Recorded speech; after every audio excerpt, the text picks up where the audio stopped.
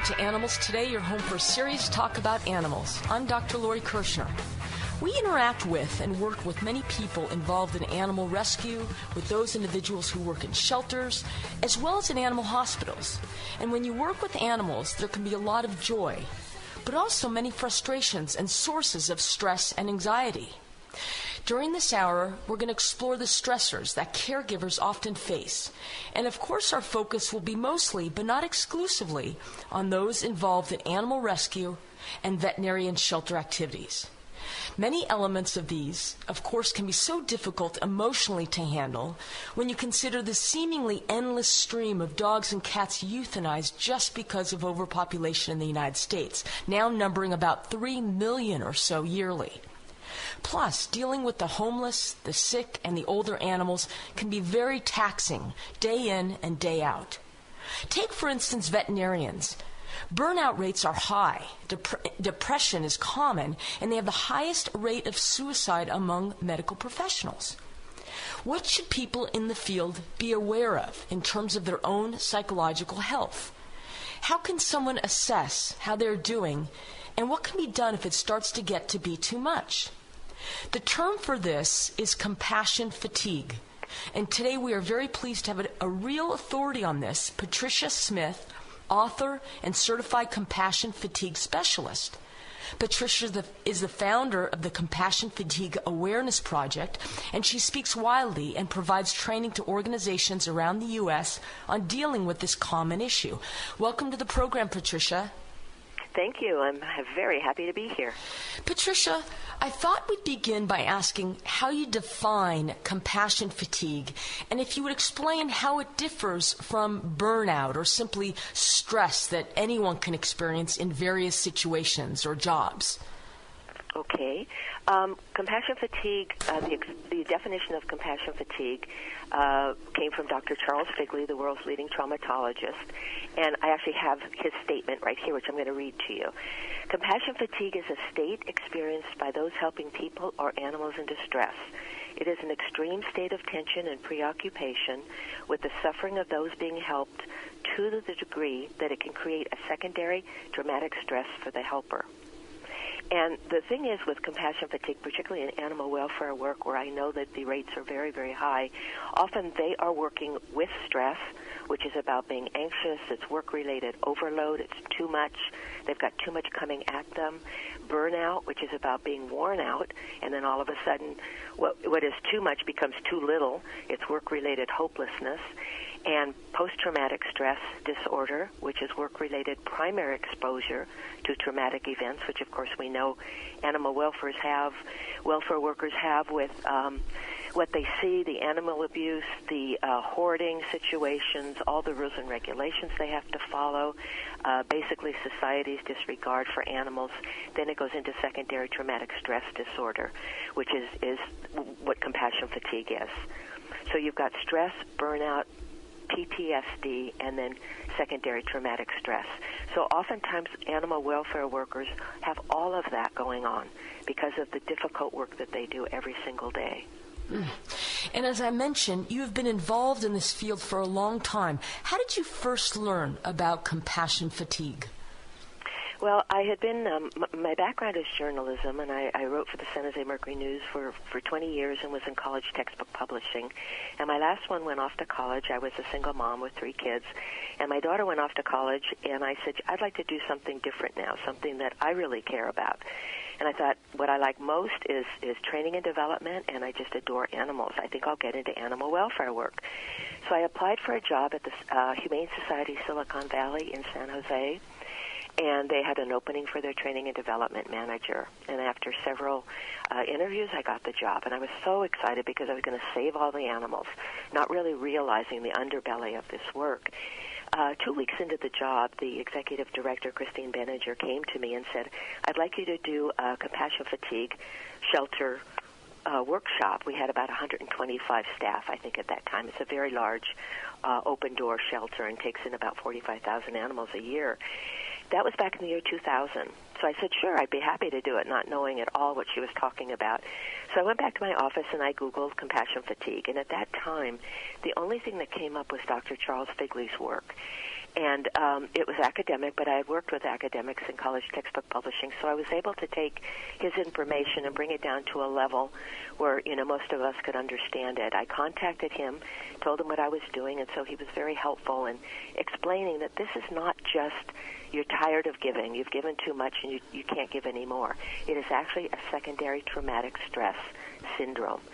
So from there, I put together the workshop, and then I started doing it for people in the community and the volunteers at the shelter. And before I knew it, American Humane called and asked if I could do my workshops nationwide, which I did. I left the shelter and I started doing the work, wherever I was called to give a workshop. After about a year, I got really tired of traveling around, and I was talking on the phone to my son, Derek, who's a marine biologist, and I said, Derek, there's this thing called compassion fatigue, and I think that there's a lot that needs to be, shared with all kinds of helpers, because compassion fatigue can be any kind of helper. Psychologists, nurses, physicians, animal welfare workers, pastoral care, social workers. I mean, it's across the curriculum. And I said, I'd really like to start an organization and educate people what this is. I think I have a real good grip on what it is. And I had gone for my certification with Dr. Gentry back in New Jersey. And he said, well, why can't you do that? And I said, because I don't have any money to start an organization. He said, you don't need any. He said, you're a writer. Go ahead and write all the content, and I'll build a website for you. He said, what would you call it? And I said, I'd call it the Compassion Fatigue Awareness Project. And from there, he created this wonderful website, and it sat, and it sat, and it sat until 2008. This was all in the year 2000. About 2008, I noticed that things were really picking up. I was getting 50,000 hits a month, and I called him and I said, Derek, something funny is happening. I'm getting all of these requests to speak and questions and people asking for, resources. And he said, I think what's happened is the words compassion fatigue have hit what they call the tipping point. And from then on, it's just been kind of a wild ride, because people now Google compassion fatigue instead of caregiver burnout or animal welfare burnout or stress-related burnout. They use the words compassion fatigue. And that's how it happened. And it's just my passion. I love teaching people about it and helping them to understand, because there are ways that you can heal from it. That's so interesting, Patricia. So, Patricia, how does a person know if they're suffering from compassion fatigue? What are the symptoms, and do people have a good sense that they're dealing with it? Yes, they do. It's almost, I don't even know the word. It's amazing. I did one workshop, and there were about 60 people in the workshop. And I asked different people how they heard about this, and there was actually an ad on the radio saying that I was going to speak. And one man raised his hand. He said, I was driving in my car. He said, I'm the caregiver for my wife who has a terminal illness. He said, as soon as I heard those two words, compassion fatigue, I said, I think I have that. It's like a light bulb goes off. Yeah. When I give workshops, I'll see people with tears in their eyes. And they'll raise their hand. They said, I have this. And you just know, because the symptoms are very, very specific. They are bottled up emotions. You tend to push everything down. I'll deal with it tomorrow. I'm not going to deal with it now. And unfortunately, what happens is it does come up. It will come out with a vengeance, and you'll have, emotional outbursts. Feelings of isolation. You just want to be left alone. You don't want one more thing to come your way. Apathy and sadness. Even though you go to happy celebrations and you're with friends and family, you have this innate sense of sadness that just follows you around. Impulse to rescue anyone in need. I saw this a lot at the shelter, and I see it as I travel now. They'll have 3 dogs, 5 cats, 5 birds, rats, all kinds of animals, because they can't say no. And they live in a 1-bedroom apartment, and often it eats up all of their expenses for the month. And it's this impulse, I can make it better, and you keep, in animal welfare, you keep adopting animals. Excessive complaints, because you've got so much going on inside of you, and human beings, what's going on inside of us has to come out. So we have a lot of complaints in the workplace about management and colleagues, which of course leads to what I call, organizational compassion fatigue. You have persistent physical ailments. You have the headache that won't go away. You have the sore throat that's always there, the sinus, the backache, the shoulders, because you're just carrying too much, and it comes out in your body. Your body is saying, please stop doing this to me. Substance abuse. We self-medicate with alcohol, television, computer, food, tobacco, all of the things that humans turn to try to medicate. And then, of course, you have the recurring flashbacks or nightmares. And at the time that happens, you probably need a mental health professional to help you work through it. Wow. So as you can see, there's a very specific set of symptoms, and what it is your body crying out for help, saying you need to take care of me. Wow. This is great. Don't go away. More with compassion, fatigue, awareness specialist Patricia Smith. You're listening to Animals Today.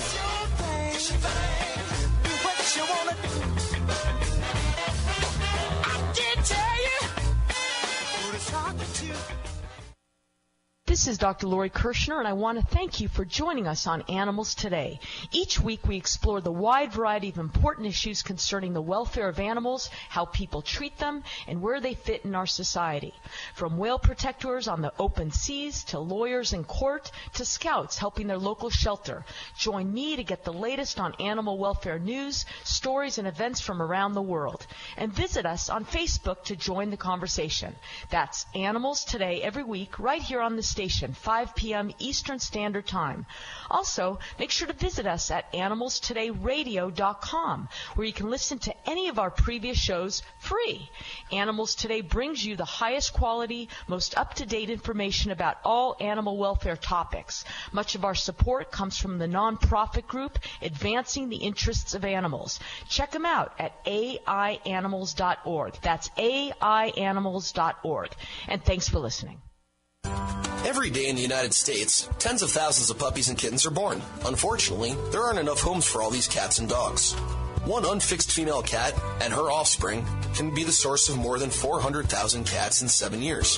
One female dog and her unfixed offspring can produce about 67,000 puppies.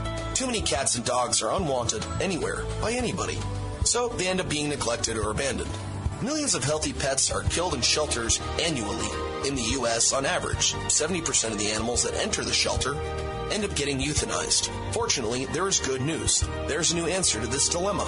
We can help to stop killing these animals by having our pets spayed or neutered. If you want a new pet, how about adopting one? You can rescue a cat or dog and save a life. This message is sponsored by Advancing the Interests of Animals. You can check them out at aianimals.org. That's the letter A, animals.org. Geico presents Strange Savings Stories. Astronomers detected an interstellar transmission. It stated, Geico, 15 minutes could save you 15% or more. The implications were staggering. Was the cosmos telling us we could all save hundreds on car insurance with Geico? Or did their radar merely pick up a signal from the nearby Rufus and Clyde's morning show? We may never know. Geico. 15 minutes could save you 15% or more on car insurance. What is term life insurance? It's basically a financial protection plan for your family if you pass away. It can be a hard purchase. Think about it.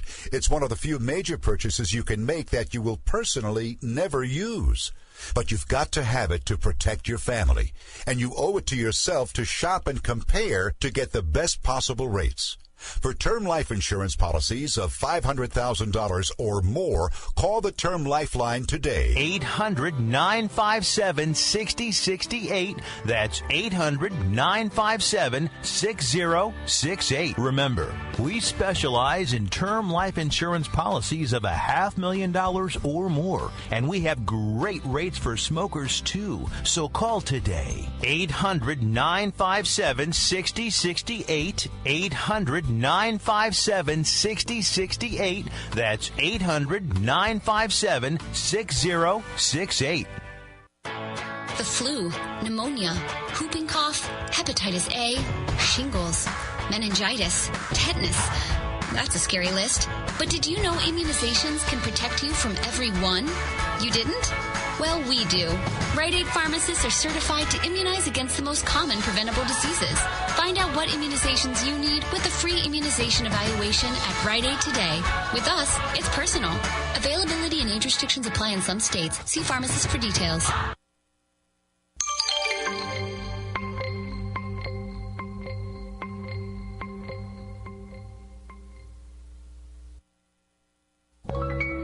Welcome back to Animals. Today we're speaking to the founder of the Compassion Fatigue Awareness Project, Patricia Smith.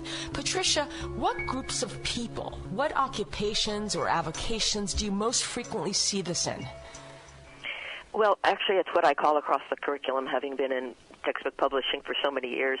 If you remember what the actual terminology that Dr. Figley uses, it's preoccupation with the suffering of those being helped. So basically, we can use the term for any caregiver, any helper. You have family caregivers who can suffer from this, psychologists, nurses, mental health workers, anyone in pastoral care, priests, chaplains, ministers, social workers, child care advocates, those who work in assisted living, anywhere where someone or an animal is being helped, because it creates this secondary trauma. You're taking on... The people who go into the helping professions are both empathetic and compassionate. Empathy means that you open your heart to the pain and suffering of another. And compassion means that you're moved to create some action to help alleviate the suffering.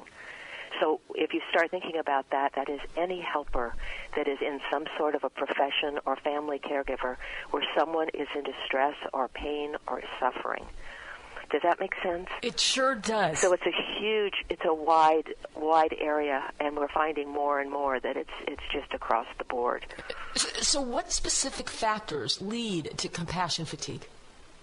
Well, a lot of it, unfortunately, starts in childhood. It's about patterns that start very young. Oftentimes I'll ask in a workshop, how many of you were family caregivers? And the hands go up, all the time, because they're patterns that start early, and then we carry them into adulthood. So we've learned to place the needs of others before our own needs. It's called other-directedness. We're always worried about what's out there instead of what's inside. We're other-directed instead of self-directed. We often have unresolved past trauma and pain, things that happened in our lives that we haven't really dealt with. We keep pushing them down, and that's one of the symptoms. Push it down, it'll go away. I don't have to deal with it. But unfortunately, it doesn't work that way. It's all in there. If indeed you have, any dysfunction in your background, which we all do, author John Steinbeck once said, to live at all is to have scars. We all have scars. So we have a lack of healthy professional and personal coping skills. There's so much going on in our lives, and we're looking out all the time, taking in all of this information, that eventually our bodies start breaking down. We have a lack of personal boundaries. No one ever taught us that we could say one little word, and the word is no. We always say, yes, we'll do it. So we take on too much. We have an overdeveloped sense of responsibility. We feel so responsible for everything, and I really see this in animal welfare workers. They feel so responsible for those dear little animals because the animals, can't speak for themselves, so they become the spokesperson. And as you know, that society's disregard for animals is huge. The practice of minimizing traumatic events. It's like, oh, that was no big deal, and it was a big deal. It was traumatic, and you're not dealing with it. And then, of course, providing care to others with burnout and stress. Once you have all of that going on, you can go downhill pretty fast. And that's what happened to me. I found out that I had very high levels of compassion fatigue when I took a self-test at the shelter. And I was shocked and really quite pleased that what I was feeling all those years actually had a name. And that's what started me on the path. As I've said, my background is journalism. I'm not a mental health professional. My work is experiential. This is what I experienced, and it helps others to understand that I know what you're going through, and this is what I did to heal myself. Patricia, so let's talk specifically about those who work with animals, including vet techs, veterinarians, rescuers, and shelter volunteers and employees. Who specifically is susceptible to developing compassion fatigue? Well, I think when I first started this work 15 years ago in the shelter, my first thought was, it's going to be the euthanasia tax, of course. You know, you go into animal welfare work because you love animals so much, and then your job has you, kill them day after day after day. Yeah. But that isn't the case. It's anyone in that environment where there can be work-related trauma. So oftentimes it's the admin upstairs or the behaviorist or the adoption counselor. Those are the people who have the highest levels. Oh. It doesn't play favorites. Compassion fatigue must plague organizations like shelters and rescues. How does that affect the employees, the health of the organization, and the animals? Oh, it affects it tremendously, and that's one of the things I talk about when I deal with the upper management. When you have the majority of your workers are compassion fatigued, you're going to have emotional outbursts, you're going to have the inability of teams to work well, you're going to have the inability of workers to follow rules and regulations because they think they know what's better and they can make things better. And when a high percentage of employees exhibit elevated levels of compassion fatigue, it seems to me that the organization itself will develop compassion fatigue symptoms, which are high workers' comp rates, high absenteeism, tendency to break rules, a strong reluctance to change, and they undermine the mission of the organization. The whole thing becomes dysfunctional, and of course, who suffers the most? The animals. When I was at the shelter in San Jose, Beth Ward, who was the vice president of animal care, decided she was going to put a group together and study euthanasia, the good death. Were we really practicing humane euthanasia? And she asked me to be on the committee, which of course I said yes. And the first thing she said at the first committee meeting just has stayed with me. She said, compassion fatigue and what goes on with the workers is probably the main reason that animals get euthanized, because they pick up everything. So if you have everyone in the main room, all your adoption counselors, the intake people, if everybody is there in the room and there's stress and burnout, the animals are going to pick that up, and it's going to start them off on their journey of their behavior and their medical, testing. They're going to be in a real bad place. So probably the main reason we euthanize animals is because they're so stressed in the shelter environment or the veterinarian's office. Because of the stress of the people. They sense it. They sense everything. Yeah. Briefly, Patricia, how can organizations like shelters make the work environment less likely to be a breeding ground for compassion fatigue? Well, number one, they need to know what it is. And I think that's why of all of the workshops I do, the largest number are animal welfare workers, because they sense, they know that they have these problems. Educate staff about compassion fatigue, have workshops, give them materials so they understand what it is. They need to learn to recognize the symptoms in their people. They need to create a space for meditation and silence after a traumatic event takes place. Debriefing as a group following traumatic events, and they need to bring someone in who knows what he or she is doing. You have to have a good facilitator. The latest studies show that when you get a group to debrief, if they talk about all the details of the trauma, it creates more trauma in themselves and their workers. So you have to have a facilitator who knows how to focus on the feelings. How did you feel about it? It's about your feelings and being able to put your feelings at rest, that you did the best you could. And if you just keep talking about the awful details, it just keeps it all going. Developing corporate wellness programs, which is so important right now. The other thing I think that probably is one of the biggest things is management needs to take the lead. Oftentimes I'm called in by management, and management leaves, and I'm there with the workers. Management needs to have buy-in. They lead the way, and oftentimes, and I have worked for many managers who just go into their office and shut the door, and that's the last thing you want to do in order to be an effective manager. You want to be there for your people, and you want to support them, because oftentimes people with compassion fatigue, they just need to be validated. They need to be validated, and they need to be valued. Oh, very well stated. Happen. More with Patricia Smith right after the break.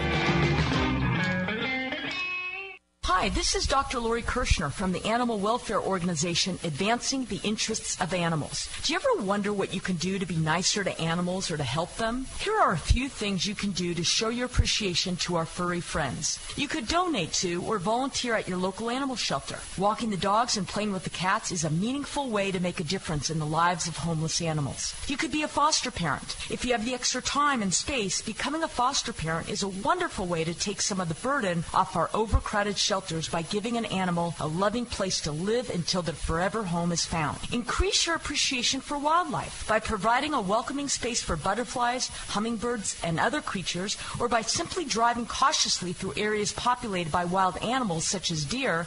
You are acting with compassion. These are only a few ideas to encourage you to continue thinking about your personal kindness towards animals. This message is sponsored by Advancing the Interests of Animals. Please visit us online at aianimals.org.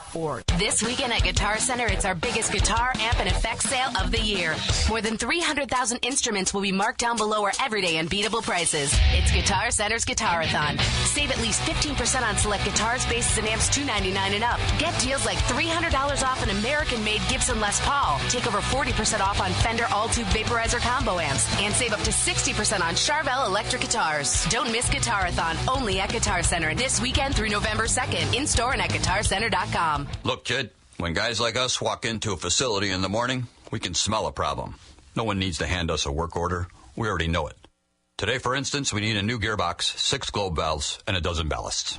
And when I smell a problem, Grainger smells that I smell a problem. They help me keep this place up and running. Now that's the kind of smell I like. The sweet smell of success. Get it? Got it? Good. Call, click Grainger.com, or stop by. Grainger, for the ones who get it done. Due to an upturn in the economy, Main Street Business Loans has pre-approved the release of millions of dollars in small business funding. Your business may already be pre-approved to receive up to $250,000. We've sent out millions of pre-approval letters. We see the economy growing, and our underwriters believe now is the time to invest in your business so you can grow faster and make more money. And we're prepared to give you up to $250,000 to do it. Your funds can be available in 5 days. There are no application fees, no annual fees, just quick access to up to $250,000. If your business did not receive your approval letter to get up to $250,000, call Main Street Business Loans Approval Desk now. 800-430-7570. 800-430-7570. 800-430-7570. That's 800-430-7570. Did you know up to 1 in 5 Americans will get the flu this year? Because less than half of us get vaccinated? You didn't know? That's okay. We do. Rite Aid has certified immunizing pharmacists at the ready to discuss your risks, answer your questions, and shield you from what you don't know. So get your flu shot, no appointment necessary, at Rite Aid today. With us, it's personal. Flu vaccines available while supplies last. Age restrictions apply in some states. See pharmacist for details. Covita Insurance Services is an insurance agency. Benefits, pricing, availability, and insurance companies vary by state. Policies contain limitations, exclusions, waiting period, termination, and renewal provisions. Call for details. Honey, did you know that when Jamie's father passed away in that accident, his Social Security only paid her $255? The funeral alone cost her over $10,000. If anything ever happened to us, I don't want to leave that burden to the kids. We won't, dear. We have a $25,000 guaranteed acceptance whole life insurance policy through Covita Insurance Services. And it helps with all kinds of final expenses like funerals, credit card debt, and medical bills. That would have really helped Jamie. And with guaranteed acceptance, there are no health questions or medical exams. Rates will never increase and benefits will never decrease. Plus, there's even a cash value benefit. What about our age? Anyone between the ages of 40 and 80 qualifies, and you can't be turned down for pre-existing conditions. Talk to a Covita licensed agent today at 888-707-5175. That's 888-707-5175. 888-707-5175. Geico presents Strange Savings Stories. Jason Ray noticed a blue birthmark had appeared on his forehead in the shape of the Geico gecko. Jason felt compelled to switch his car insurance to Geico and save hundreds of dollars with great discounts. By nightfall, the birthmark had disappeared. Jason's wife, Jeannie, thinks it was probably just blueberry jam from breakfast. Jason prefers to believe otherwise. Geico. 15 minutes could save you 15% or more on car insurance.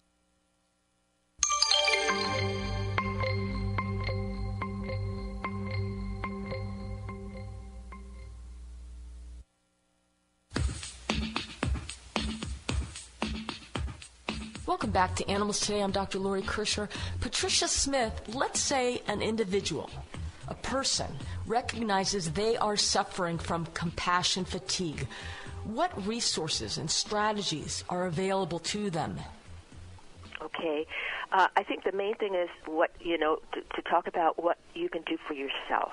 As I mentioned before, if what you believe is compassion fatigue, high levels of compassion fatigue, are getting in the way of your life, that you're not functioning, it's affecting your relationships, it's affecting, healthy eating habits, you're not able to exercise, all the things that we need to do to stay healthy, you probably do need someone to help you through this who's a mental health professional. But for most of us who have higher levels, number one, develop a self-awareness, which is exactly what you're doing right now. We're talking about this. People probably are listening and saying, oh, my gosh, that's me. And believe me, they do identify very, very quickly because they know that this is going on in their lives. Yeah. So once you have an awareness, I'm a firm believer that you can't go back. People leave my workshop, and then they'll write me and they'll say, I changed one thing, and it's made all the difference in my life. Because we don't have to make a lot of changes. We have to just slowly start changing our lives to become more self-directed and taking care of ourselves. The healthy pattern for a healthy caregiver is deplete, fill up, deplete, fill up. We deplete in our jobs every day, and we fill up with the things that really are important to us in our lives. It's what I call authentic, sustainable self-care. Things that are authentic to us. Not someone else, not what Madison Avenue tells us we should be doing, but what is authentic to us. And then it needs to be something that's sustainable, something that you can do throughout your life, in bad weather, good weather, when you're feeling well, when you're not feeling well. It has to be sustainable, and it needs to be done every single day, because we deplete at work in our caregiving, and we have to fill up in order to balance our lives. For me, it's walking in nature, anytime I'm near water, being with my family, whom I adore and have wonderful relationships, and being near animals. Even just walking and seeing wild animals is good enough for me. That fills me up, okay? So you have to have authentic, sustainable self-care daily. You have to create some sort of a balance in your life. If you're finding that you're working 12, 13 hours a day, there can't be balance. You have to balance your work, your relationships, and time for yourself. Yeah. You have to build a healthy support system. Latest studies show that the healthiest people have very healthy support systems, and they have some form of spirituality, which is very, very interesting. And spirituality or a religious tradition is explained by that you believe there's something bigger than you, something you can call on. And that's what these studies are showing with people. The other thing is to take the self-tests regularly, which, I'll give you the resources for that. I take the one self-test by Dr. Beth Hudnall-Stam. It's been her life's work. It's on my website, and then I'll give you her website. I take it every 6 months because the bad news is compassion fatigue never goes away. We only manage it. One time I was talking to Dr. Figley, and I was so proud of myself because I felt I had healed so well from a lot of the pain and suffering I had. And he said, I'm sorry to tell you, but it's always with us. We have to learn to manage it. The other thing is you create a self-care plan, something that's actually a plan for yourself. But you don't do like we do at New Year's and have 5 or 6 different resolutions. You just do one. It's called the DOT plan, D-O-T, do one thing. Studies show if we try to make one change and we succeed, our chances are 93%. If we add 2 or more things to that list, our chances of success go down to 53%. So we want to make one change, do it well, and then move on to the next change. We want to simplify our lives. We're overburdened. We're overwrought with just too much to do. Somehow you have to find places in your life that you can simplify. We have to strengthen our resiliency coping skills. We have to be resilient in order to go back and continue doing it day after day after day. One of the things I've noticed about animal welfare workers is that they, what I call, they're in a perpetual state of grief because there's loss every single day. And compassion fatigue is about loss. You're trying to deal with losses in your life. And animal welfare workers are dealing with loss every single day, and they never get to heal. So they're in this perpetual state of grief, and I think that's why they have the highest levels. They're grieving for all those animals that are either abused or, lost or have been euthanized, and I think that's where the core of their high levels comes from, is the loss. Patricia, let's say I believe that I recognize it in someone who works with animals, compassion fatigue. How should I approach them if I want to be helpful and not turn them off? Well, I think what you want to do is collaborate. Say to someone, I've been having a lot of these symptoms of something that I have found out is called compassion fatigue. I don't sleep well. I'm having some emotional outbursts. You don't want to put the person on the defense so they're in the corner, because they are very, very highly, highly sensitive people. Most of us that have compassion fatigue are highly sensitive people. We tend to take in the pain and suffering of others instead of, being able to have that personal boundary. And I think what you want to do is offer information. This is what I've experienced. I have, some symptoms. Perhaps it would help you if I noticed in you that you've just had an emotional outburst with that person. Maybe this information will help you. I have some websites. Support them. I'm here for you if you want to talk. Then I think go to management and say, we really could use some education about this, and get that manager buy-in to make some changes. Yeah. Can people... Go ahead, please. No, I was going to say, we're in this together. Right. I mean, there's no two ways about it. And it does create a them versus us situation in the workplace, which just, gets rid of all of your missions, everything you need to do to work together. And as I said, who suffers the most is the little animals themselves. They're picking up all the stress from the workers. Yeah. Patricia, can people truly heal from compassion fatigue and be able to function happily and effectively in their desired field? Yes. And I truly believe it, because I did it myself. It was a lot of work.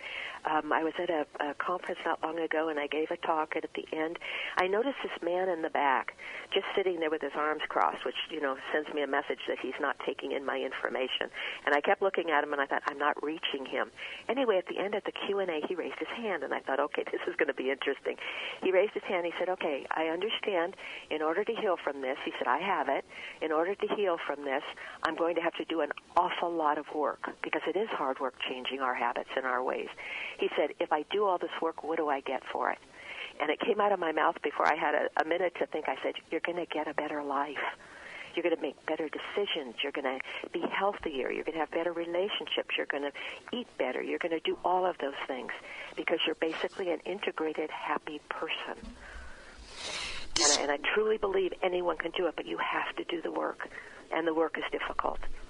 Yeah. Describe what occurs when you give a training, and are the ones related to animals different from other varieties? I say yes. They're the closest to my heart, so maybe I'm a little bit more sensitive to them. But the passion with which animal welfare workers go into that profession is stellar. It's beyond anything else. They love the little animals. They want to make a difference. Doug Fakema, who's at American Humane, and he's been giving compassion fatigue workshops for so many years, he wrote the 4 stages of the animal welfare worker. And the first one is idealism. They go into it with, I'm going to change the world. I'm going to save all the animals. I'm going to make a difference.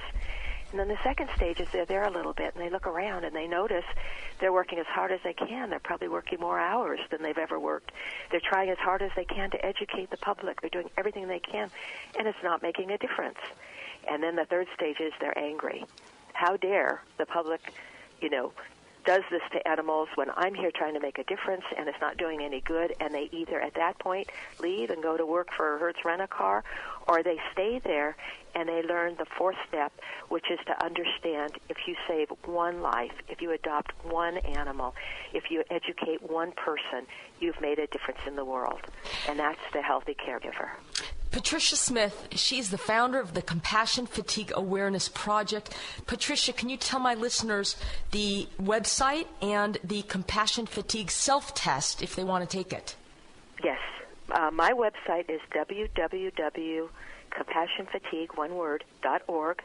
And there's all kinds of things on there to help you. You have my permission to use them if you want to bring them to your manager and say, I just found out about this. I think we need to, help our workers with this information. www.healthycaregiving.com is another one of my websites, and it's got some books that I've written and a training manual and some free downloads. You're welcome to do that. And then Dr. Beth Hudnall-Stamm, she has the Professional Quality of Life Self-Test, and that's www.proqual, PROQOL.org. Very great. And again, you can use any of that. She's got it in, I think, 10 languages now. You are welcome to download those tests and use them to help you with compassion fatigue. Patricia Smith, thank you so much for coming on Animals Today. It's an honor, and thank you for the work you're doing. Thank you.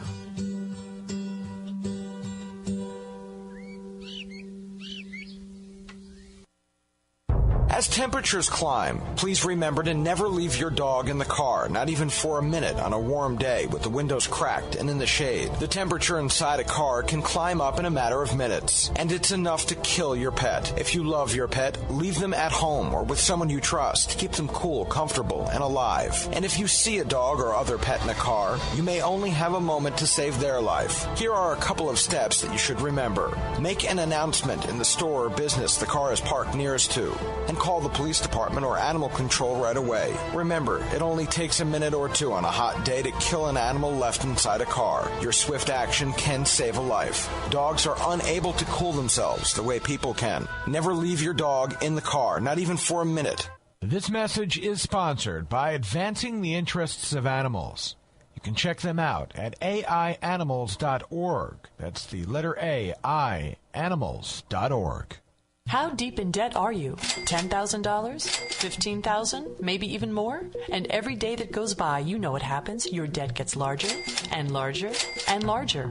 Well, if you've had it with your mushrooming debt problem and the stress it is causing you, make this free call today to the Debt Solutions Network. One quick, no-obligation call is all it takes for one of our partner companies to show you how they can help you get out of debt.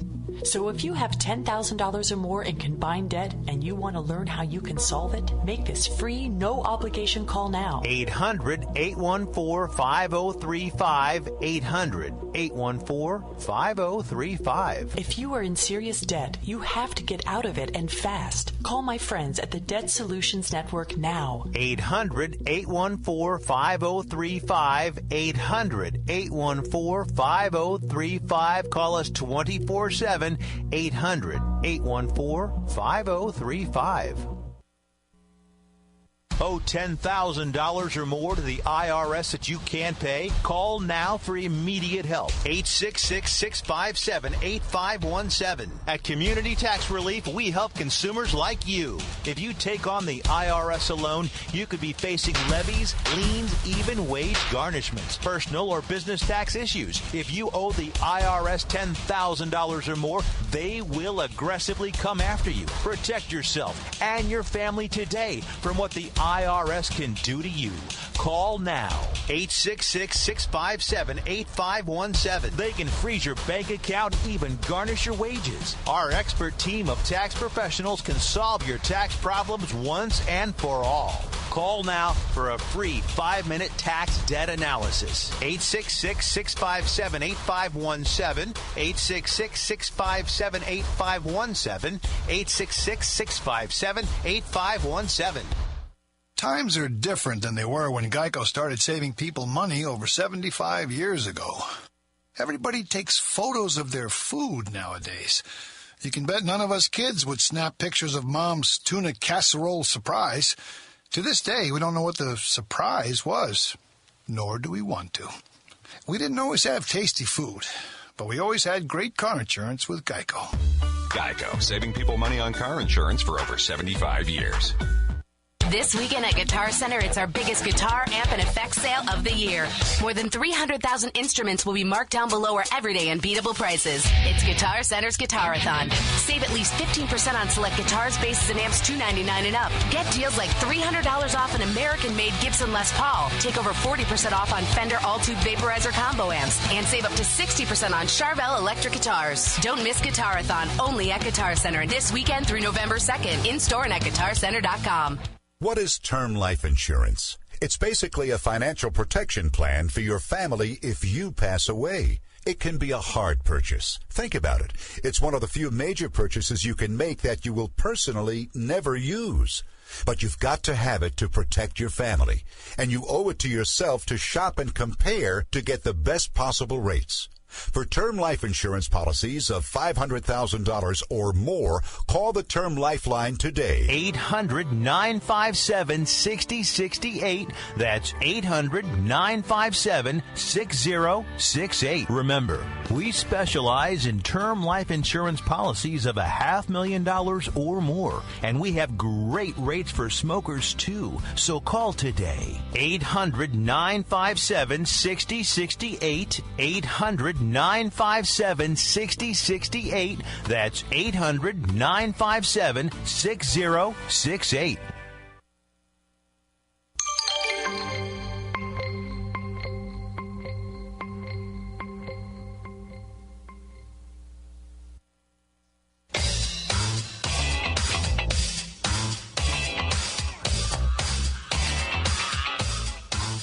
Welcome back to Animals Today. Hi, Peter.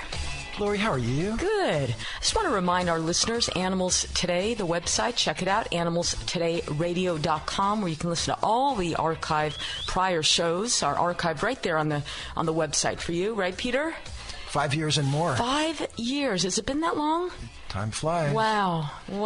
Yeah. So it's animalstodayradio.com. So you go there and you can click on Listen to Past Shows, and then you get this menu that goes by year, and you can see the title of the show, the guests of the show, and you can click depending on your browser, and it'll just play for you right there. And you can share the link with others. That would be a great thing to do because, more the merrier. Right. Educate others. And Animals Today is paid for by Advancing the Interests of Animals. It's a 501c3 nonprofit animal welfare organization, Advancing the Interest of Animals, aianimals.org. Check them out, aianimals.org. And listen, if you like what you hear, you want us to keep doing this, we really could use your help. aianimals.org. Financial donation of any amount would be so greatly appreciated. Thank you. And Peter, why don't you tell the listeners about this wonderful campaign we're launching actually this next week or so? Extending actually from following a pilot that Advancing the Interests of Animals conducted in the fall of 2013, and this was essentially a regional push to provide educational and informational material to the predominantly Spanish-speaking listeners and members of our community. And we're down here in Southern California. We're in what we call the Coachella Valley. This is the Palm Springs area, and close to 50% of the people are Spanish-speaking, right? That's right. Yeah. That's right. And there are some households where Spanish is the main language, many of them. Right. And we did a little research and discovered that there's very little material that speaks to responsible guardianship about dogs and cats in Spanish, available anywhere in the States. Right. And we dug further and concluded that it would be a worthwhile thing to try to provide some of this information and sort of, educational lessons to the people who live with us down here who speak Spanish. Right. And it was a multimedia approach, right? Multimedia. So we produced these great radio PSAs, 1-minute spots, that two of the local stations were kind enough to broadcast us pretty frequently, so that was really cool of them. The Spanish radio stations here in the Valley, right? That's exactly right. And the public service announcements, mainly about all issues related to responsible pet guardianship, right? So fix your animal. Yep, get them. Adopt, don't buy. Right. Licensing, keep them out of the heat. Stuff like that. Get them checked at the vet. Right. All the things that that you should do. Report animal cruelty. That was That was a big one. Yeah. Yeah. And they were played. We had music beds on them. It was just really nicely produced. And if you want to listen to any of those, you go back to the AI Animals website and just find them. You can just hear them and get a flavor of what they're like. They're just up there. Yeah. Yeah. And so that was one element of this campaign. And then we also wrote a series of newspaper articles that were then translated in Spanish. There's a predominantly Spanish. There's Spanish language newspaper in the area called La Prensa, and similar topics that we wrote about 300 to 500 word articles about a responsible guardianship of our dogs and cats. Right. And these were published, and these on a weekly basis. Yeah. In English and Spanish, actually. That's right, and print and online. That's right. Right, and so we have a sample of those also on the website if you want to see what those look like, and we also. Oh, by the way, going back to the radio PSAs, if you want to read the text of these spots, because it's an art to write a radio spot, isn't it? It sure is, to get it right at 30 or 60 seconds. And does it sound good? Is it confusing? Right. And so if you want to see the text, the copy of these PSAs, they're also on the website too. And they're a resource if you want to borrow them or do them locally, feel free. Right. Yeah.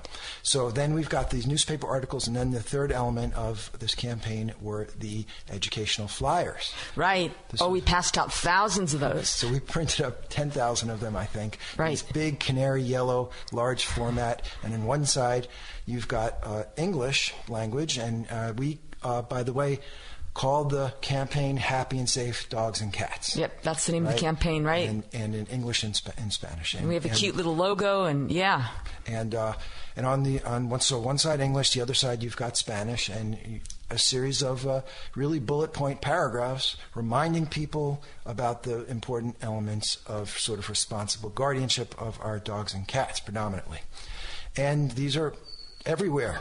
So that was so much fun, and we learned certain things. Not everything went exactly as we would have imagined, but this is the point of doing a trial. It was a great pilot project trial, and it was 3 months. 3 months, and lots of people became familiar with it, and people were listening on the radio. We know we were sort of getting through the clutter, and great feedback. Right, and so. We just endeavored to carry this on, and so beginning in just a week or two, we are deploying phase 2, and which is going to sort of, we hope, go indefinitely. And this time we've got a new, more betterer flyer, right, with color and better graphics. And better PSAs. And we're redoing the public service announcements. And we'll continue the articles. We've got more fresh ones that it's the same, core of 5 to 7 basic topics, but made fresh and made interesting, made topical in English and Spanish. Right? And we're going to add the billboards as a fourth element of our multimedia campaign here. So we've been working hard to develop some catchy billboards. Spanish, right? In Spanish, that's another interesting thing to try to not flub. Right, exactly. So we've got some billboards, and we want to thank everyone for their support in deploying and sustaining this important campaign to provide this information to people who speak Spanish. Right. And if you like what we're doing, this is we're right. It's an educational outreach for the Spanish-speaking communities, and we're going to hopefully, like Peter said, deploy it here in a greater extent in Palm Springs area and in LA area too, LA areas. So check us out, aianimals.org. We're doing great work. Thank you for listening to Animals Today. This is Dr. Lori Kirshner encouraging you to nurture your love and compassion for the only other beings sharing our planet, the animals.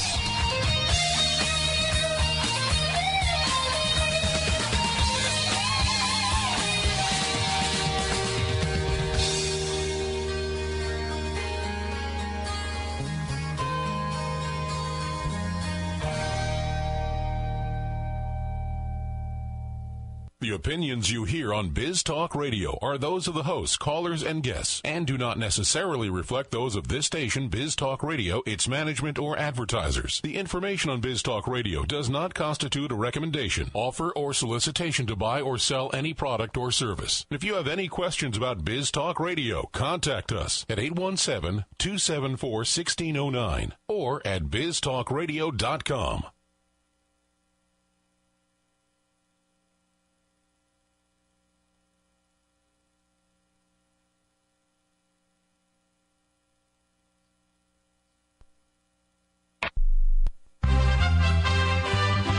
This is USA Radio News. I'm J.J. Jeffries.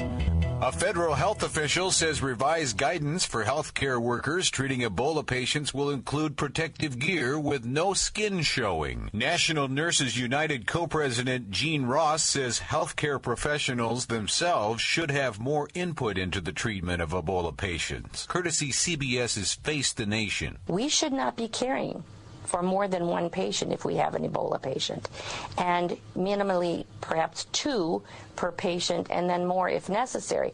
But you've got to take into account that the nurses will tell you how much they can handle. Fighting between Islamic State militants and the Kurdish fighters defending the town of Kobani on the Syrian-Turkish border continues. Mortar strikes hit the town today, sending plumes of smoke into the air. 3 mortars also fell on the Turkish side of the border, but no one was injured. I'm J.J. Jeffries. While Bill Clinton, George Bush, and Barack Obama have been in Washington trying to legislate an economy, I've been all